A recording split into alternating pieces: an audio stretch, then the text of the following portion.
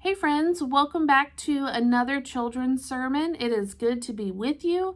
For those of you who are new here, my name is Becca, and for those of you who are returning, welcome back. I'm glad to be with you this week. I'm sad I missed you last week, but I'm glad that you got to read a story with Pastor Micah.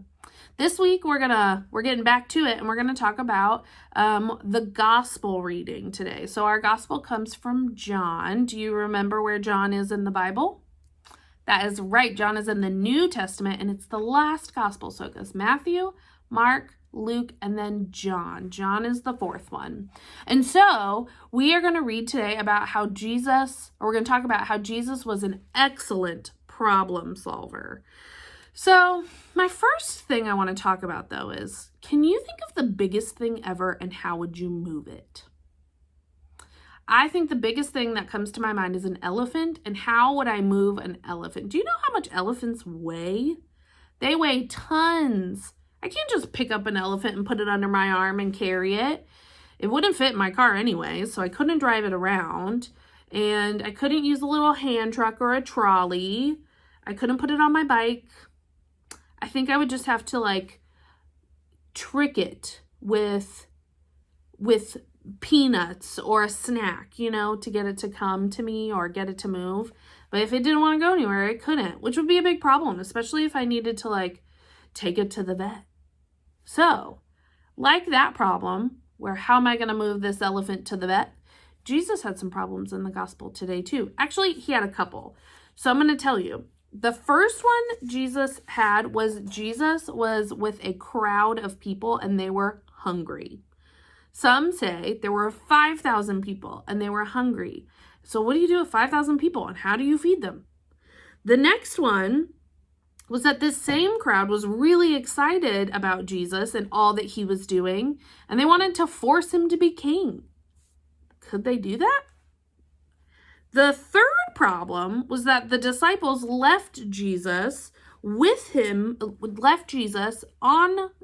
people, and they went out in a boat into the Sea of Galilee, and they just left him all the way there with no easy way home. What are you going to do with all those people? The fourth problem was when the disciples left in that boat, they got stuck in a storm in the middle of the Sea of Galilee. So there was lots of stuff happening, and Jesus was trying to solve all these problems. But some of these problems were probably bigger than others. But Jesus did something about each one of those problems.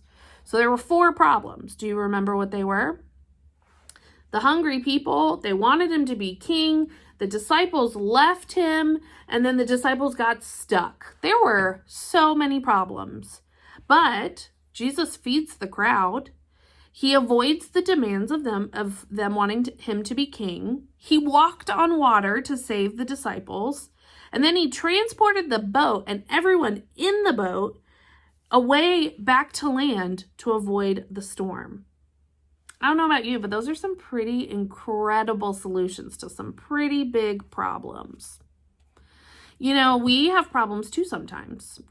Sometimes we feel lonely, and sometimes we feel like homework is too hard, or our siblings are hard to live with. And so all of these problems can feel pretty big and feel like we can't do anything about them. They can feel really impossible. But it's important because today's story, the problems also felt really big, right? How would we have solved those problems?